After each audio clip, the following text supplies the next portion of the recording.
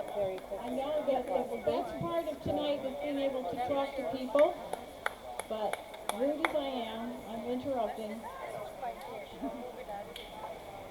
I only have about 10 pages of notes, so get comfortable. We'll be here for a long time. I just want to welcome everyone to the most special night of the year for us, the annual members exhibition, our 94th, which is in and of itself a remarkable thing. And I feel like all the stars have aligned for us. We have this most exceptional day. I don't think there was one day all summer that was perfect from the beginning right up to the end. And here we are.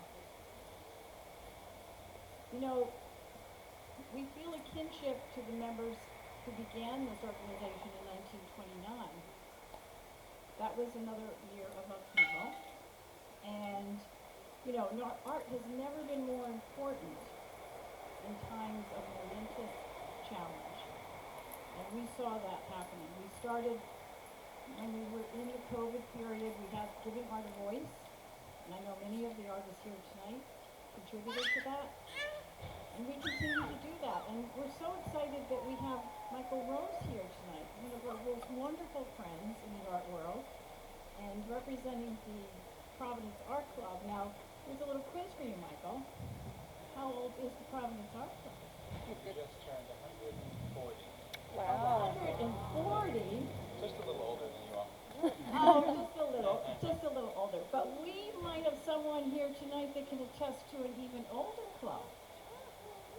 I'll bet you're wondering, we have a new artist, Robert Pillsbury, former president of the Selma Gundy Club. How old was Selma Gundy? 150 years old this year. Okay. Wow. The competition is on, I can tell it. Unbelievable. So, one of the greatest benefits of membership is gathering together. And that's why you're here, and we appreciate you coming so much, and your unwavering support. And you know, we celebrate your commitment to the arts, and what you do each day, because it does take commitment, something I have very little of. I mean, when it comes to art, I'm a little down the basement, I'll do a little dabble. Oh, that was terrible. Oh, that was terrible. So I'm my own worst critic, but I really appreciate your art. But the best part of tonight is going to be to welcome, see that lady right there? She's only 5 years old.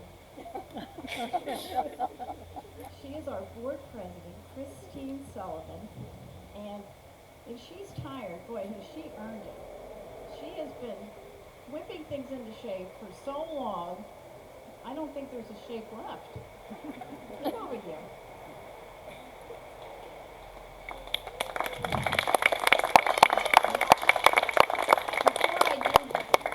Christine talk, I do want to introduce our staff because you know, everybody here knows, without the people working here, we would be like, forget about it. I'd like to introduce Jen Ferry, our Associate Director. I would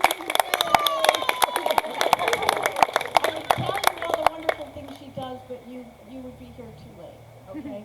Jason Fong, our Exhibits Director. Also, Jason, how could we ever say? He's been here, what, since, was it 1901? 2006. 2006, okay. And Todd, who is not here, Todd Kenny, our studio manager, and someone who has been involved with the Art Association longer than anyone in terms of leadership roles, and now she's serving as our office manager, Jean Wetlash.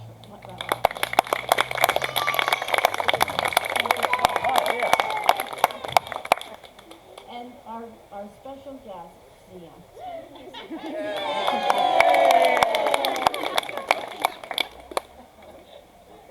Christine, thank you. Well, a big round of applause for Miss Kathleen. She definitely keeps all of the motors turning for us. I promise I won't be too long-winded because apparently I have a reputation for chatter. That's why we don't ever accomplish anything. It's very hot in the kitchen. I'm happy to say the oven is off, and I'm out here with you. I would like to say thank you for everyone attending. Those that have been here in years past for this member event, this definitely is the best weather day we've had in the 5 years I've been here. I would say. Good job, good job. I like to say that I can control the weather. For those that don't know me, I run events up at Johnson & Wales University, and I've been there for a little over 5 years. And my very first event, it rained. And then it snowed, and then it rained, and it rains and it snows for every single event, literally, for the most part, for the last 5 years. So I'm a little tired. I'm in the middle of new student orientation. And what's the weather been like this month? Extreme heat and pouring rain. So my reputation for this event, I've been doing a lot of talking, Kathleen. We almost considered not inviting you. It's really not fun. Anyway, I do want to just make a couple of quick introductions. As Kathleen mentioned, I'm the board president. I have 1 more year to go. And more importantly, we have past presidents here with us today. And they're sitting way in the back there. We have Susan Stone. Susan, if you can wave your hand. Very good. We have Alan Wynn over there. And then, of course, Kathleen already introduced Jean, but Jean is also a past president. So it certainly does take an awful lot to keep things going for all these years. 1929. It's remarkable when we think about it.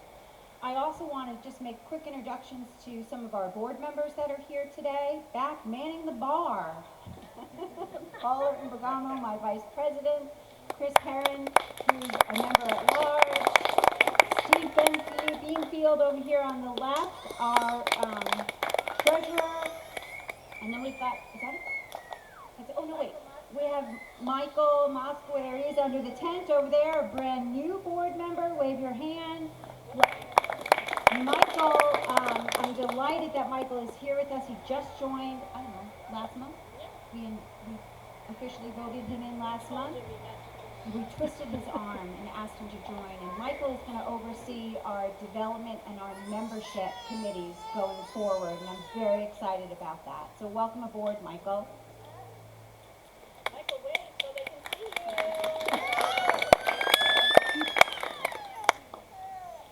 Are you cheering for me? Well, that's fantastic. Well, again, thank you so much for being here tonight. We're thrilled. I'm thrilled about the weather. I'm starting to cool off now. I'm going to have a glass of wine, and I'm going to turn it over to my friend Jason. Not before I get to see Oh. I do want to say a couple things. We have wonderful, wonderful supporters, beverage partners from Whalers and Wakefield Liquors. We're very pleased about all of that. You can see our donor wall, our sponsor wall inside. But the most special thing I want to thank is Michael Strickland. He is one of our members, and he volunteered to do this. And he isn't someone who just volunteers. He is excited about volunteering. And he really, really stands out. Thank you so much, Michael. We appreciate it. So now, Jason, we'd like to introduce you, and I hope you have your notes, because I wouldn't be able to do it without that. Well, hello. Good evening, everyone. I just wanted to say thank you to all our members for bringing their great pieces to the show.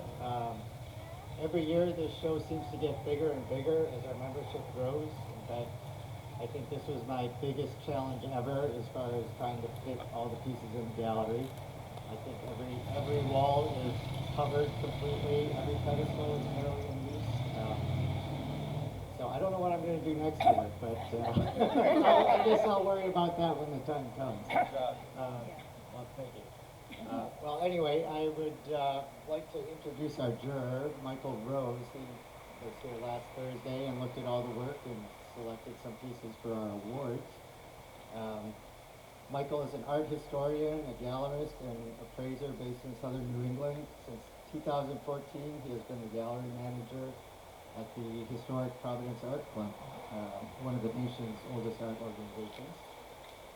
Michael's worked with hundreds of artists and thousands of works of art, passionate speaker and experienced writer on topics related to art history and art business. He has published articles and reviews on art, architecture, and film for the Big Red Shiny and Art New England, and he now writes regularly for his blog, Fine Arts Insights, and produces and accompanying podcasts. So, anyway, Michael, if you would like to take the podium, and we will be listening to what he has to say about the work. Well, thank you all for being here. It's so nice to see people in real life and not on Zoom for once. It's incredible.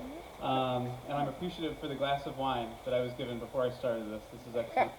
We're going to start with the honorable mentions, and Jason's going to bring out pieces, and I'll go through and give a little bit of feedback about why I picked different things. I don't know the exact number, but I believe Jason said there were over 140 pieces in this show, and like he said, the whole gallery is just full from top to ceiling. And Jason did a remarkable job getting everything to fit and look lovely, and it looks like a cohesive exhibition, not just, like, I don't know. And there were so many great things. When you jury a show like this, it's always hard to pick things for prizes because there's so many wonderful items in a show that has so many different artists in it. And especially here at South County Art Association, you get so many lovely pieces of ceramic and pottery and all these wonderful different media that you're all working in. So I'm excited to talk about some of these pieces this evening. So the first piece that we're going to look at is Beth Johnston's encaustic piece. I feel like I'm at Sotheby's or something, like we're auctioning these items. And they're all available for sale, so you should buy some of these things. So the reason that I selected this piece for one of my honorable mentions is that if any of you have ever worked in encaustic, it is a very temperamental medium. It's a very difficult medium to work in.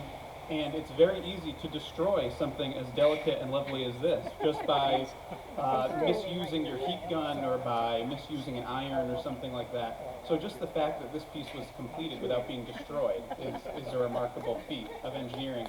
I took an encaustic class once and I destroyed every artwork that I made in that class. So I praise Beth Johnston for her remarkable ability to finish this. And then you have this lovely sort of sense of space that she develops here with different sort of textures of encaustic. Encaustic is melted wax. It's been used for thousands of years. Like Egyptian mummy portraits are in encaustic, so it's an incredible medium. And you get this sense of narrative, this lovely crow, these birds sort of going through, and you get this great sense of texture. It's just a beautiful, beautiful thing. And again, I definitely couldn't have done that. So I think that's, I guess that's what I have to say about Beth's work. Is Beth here? Congratulations, Beth.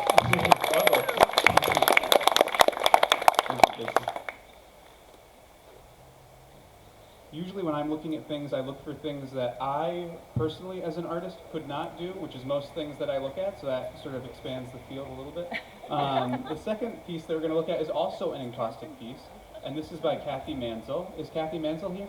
She was signed up. I don't know if she's here though. Well, she may stumble in. Maybe she's timed her entrance so that she can be here right as I'm speaking. Oh, maybe that's it, yeah. And this is another encaustic piece, again, because I just think encaustic is great. You get so many great textures with it, great surfaces. It's a very difficult medium to work with.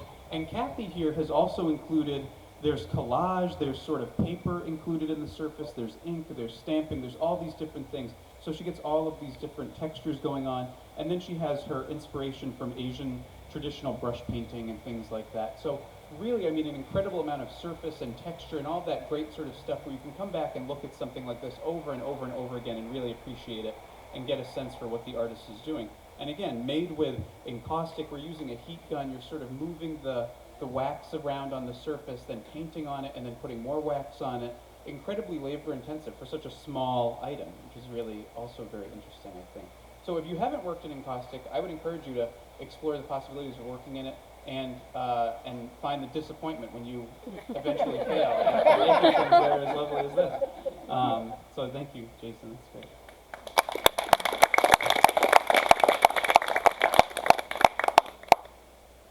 This is the third honorable mention, and this piece is by Terry Van Heusen. Is Terry here? I don't think I saw Terry when I came in.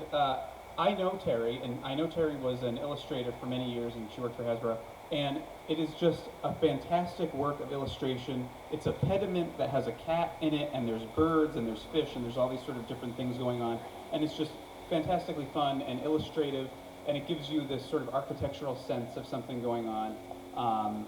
And again, something that I definitely could not do. I don't have the patience, and I don't have the draftsmanship ability that Terry has. But I just thought it was really fun and whimsical and interesting, and one of the best drawings that I saw in the show, for sure. Another honorable mention.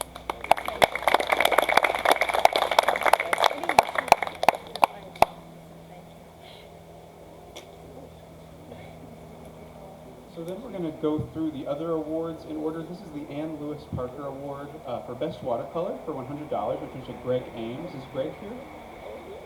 No.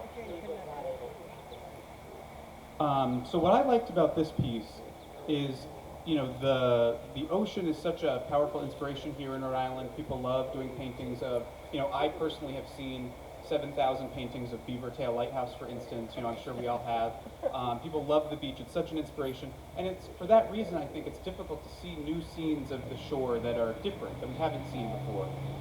And the interpretation here of the shoreline with these lovely sort of eddies and all this different stuff going on, and it's almost an abstracted view of what's going on at the coast. You have these sort of white caps, which are very diminutive up here in the background, and the horizon is at the very, very top. So you get this very abstract sort of treatment of something that's very familiar, and very subtle tones used, and something that, again, I think all the things that I'm attracted to personally are things that you can go back and you can really look sort of carefully at it, and you can get a sense of all of the sort of work that goes into something like this. And again, watercolor, you know, not unlike encaustic, is something that you can so easily, and I'm sure many of you have worked in watercolor before, you can so easily ruin it, you know, by just overworking it a little bit, or doing a little too much, or mixing colors incorrectly.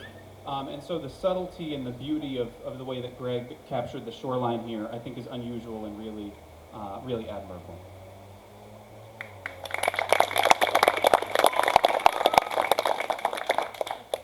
The next piece we're looking at won the Lorenzo and Elizabeth Kinney Award for Best Floral in Any Media for $100, and this is by Debbie Engel. And is Debbie here? Debbie? Hi, Debbie.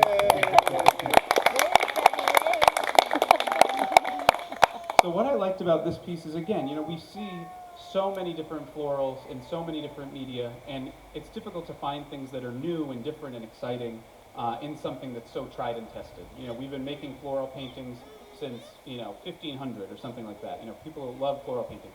And so to see something that, again, is very rich and has a lot of surface and a lot of different things going on. You have these florals, which are these different flowers, which are very abstracted, and then you have a sort of greenscape, and you have all of this wonderful and exciting surface and texture and all these different things going on. And if you look quickly at it, you wouldn't know it was a floral. You wouldn't necessarily read it as a sort of quote-unquote traditional floral piece. And that is what attracted me to it, and to the different play of color and tonality and texture and line and all of this great richness that is in this, again, a relatively small artwork. You don't need to have artworks that are enormous in order for them to be impactful. You can have something that's, you know, 18 inches by 18 inches and be very impacted by it and enjoy the color and the texture.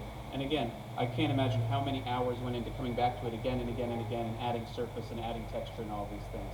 Something I have no patience for and no talent for. So I'm always appreciative to see things like that. So congratulations to Debbie.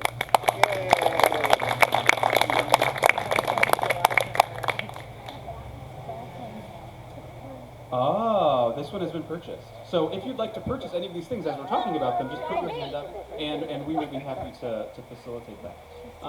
The next piece, which is on the pedestal here, won the Dorcas Tony Award for Best Functional Pottery. And this is by Zoe Weiner. Is Zoe here? I think she'll be here later. Okay. So what I liked about this piece, ceramic, and one of the reasons I like coming to South County is the incredible strength that you all have in ceramics, which at the Art Club we don't really have. We don't have a ceramic studio. We don't have a lot of artists that work in ceramic in particular, where you have so many, so you get to see so much ceramic here. And as someone who is sort of a neophyte when it comes to ceramics, I was just blown away by the surface, by the glaze, by this beautiful drip pattern that's on this piece, by the warm tones of it. And Jason, this was just done recently. This is relatively in the kiln right over here, which is so exciting. This is like, it's like farm to table art making. You can see what was made, you can see it, the result, it's so beautiful. But the surface is really what attracted me to it. And, you know, in terms of function, it is something that you can use in your home and you can appreciate. And that's one of the things that's so great about ceramic, is that these are things, you know, they're not just art for art's sake. They're things that you can actually make use of. So I thought it was great to give an award to something that was functional. So that's great. Thank you. The next award is the Visconti Sculpture Award for $100, which goes to Bruce Lenore for this piece. Is Bruce here? No, he's not here. No. He preferred being with his family. Yeah. So this piece, I thought, again, just another wonderful ceramic piece. So many different textures on the surface, so many different treatments going on, all on the same piece. If you look closely at certain parts of it, you can see even text embossed on the surface. So much to look at. And then it was only after I had already selected this piece for best sculpture that Jason pulled the top off and showed that this too is actually sort of functional. You know, so you can even see, even in something like this that's so sculptural, that doesn't appear to have a function, it also is functional. It has this great sort of sensibility to it, and it's also fun, and you have this sort of base going on it. You can also see there's some kind of like ocean influence. There's like a shoreline down at the bottom there. You can just keep looking at this and going on and on and on about all the things you've seen. So that's great. Thank you.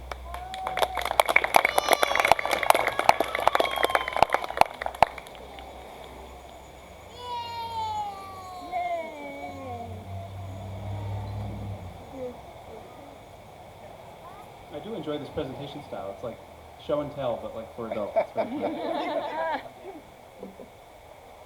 So this piece won the Mary Ann Carney Award for pottery for $100, and this is by Lee Siegel. Lee here? He's coming later. Okay. Yeah. So this piece, I just thought this was a really fun interpretation of a historical amphora, which we see all throughout art history. You see these things littering the bottom of the Mediterranean. You know, Romans had all kinds of amphoras, and they were having shipwrecks all the time, and so that's something that's in my mind as someone who's interested in art history. And again, the treatment of the surface is really beautiful, beautiful glazes, almost like an abstract painting on the surface of this very traditional pottery form. So again, just a really beautiful use of ceramic and a really beautiful piece. And even something like this that seems very simple on the face of it, something that you can come back to again and again and really appreciate the glazes and the treatment of an artwork like that. So congratulations to Lee as well.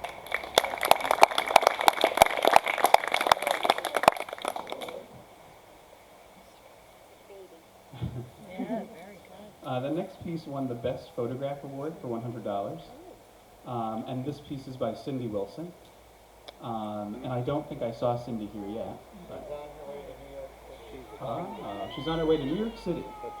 So what I liked about this piece, there were a number of really, really wonderful photographs in the show as well. So I applaud all of you who are photographers who are in the show. It was very, very difficult to choose a best photograph. But what I like about Cindy's piece here is you have this architectural sort of setting, and then there's this very subtle light that's coming out from underneath. It's almost like a still from a film noir or something like that, but in color. You know, it's this very unusual scene. And for some of you who know Cindy's work and have seen a lot of Cindy's work, Cindy is really a great photographer when it comes to capturing these really quiet architectural moments that you find in New England and in different places that she goes. And she's just a remarkable photographer. And I thought this was a beautiful, quiet, really meditative photograph that shows what you can do with a really simple photograph. It doesn't need to be, you know, an action shot or a journalistic shot or something like that. It can be something really simple, quiet, and can be very effective and impactful. So congratulations to Cindy.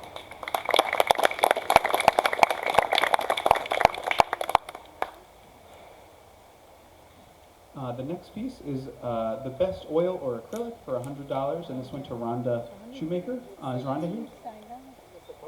She was supposed to be. You know, actually, in a way, I am so happy that most people are not here, because that would make me much more nervous talking about people's work in front of me. So thank you everyone for not coming. Actually, we're filming it. Oh, no. Okay. Well, I'll be very nervous for the last three then. This piece, I thought, just the sheer technical proficiency of this painting when you look up close at it is a remarkable thing. And if you've read that book, The Goldfinch, about this beautiful painting that's so beautiful, it's so enticing, that is what this painting is like. It has that sort of Dutch sensibility in the sort of crystalline quality that it's shown with. And from what I understand, Rhonda breeds show dogs, and so this is one of the dogs. And up in the corner, you have a little prize certificate that the dog has won. So it's a painting that, again, on the face of it, seems somewhat simple, but there's this great narrative going all through the painting. And again, just the sheer sort of proficiency of this painting is something that I found really immediately sort of attracted me to it. So congratulations to Rhonda.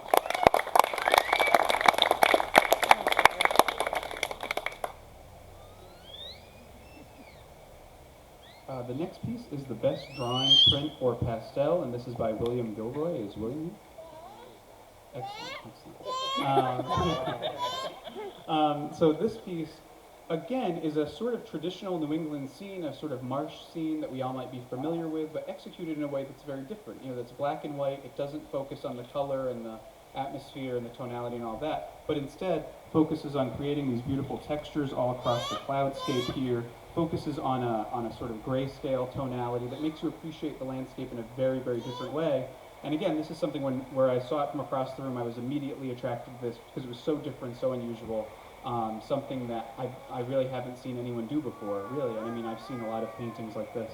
But I just thought, again, technical proficiency of this beautiful sort of edge that's engraved around the edge here, and then you have this really wonderful, just tonal landscape. And we can all imagine what that would look like in color, but in this image, we're getting it in a very different way. We're getting that texture and this beautiful sense of drawing and all these things. And again, something that takes so much time and so much work and so much exactitude in making an image like this, which on its face is actually quite simple. So congratulations to William.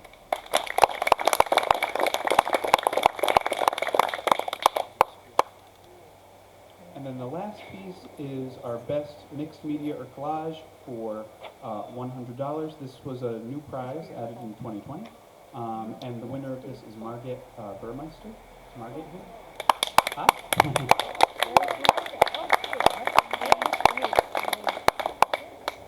And so I think this piece has a lot of the same qualities that I've been talking about in the other work that I selected for prizes. There's a lot to look at. There's a lot of beautiful surfaces all throughout this piece. There's collage, there's painting, there's some beautiful tones, very subtle, so you can go up and really look at it and it doesn't exhaust you. But I love the use of text in it and all of these different sort of things. It's just something that brought me back over and over and over again to look at it again and again, and I really enjoyed what you did in this piece as well. So thank you, that was great.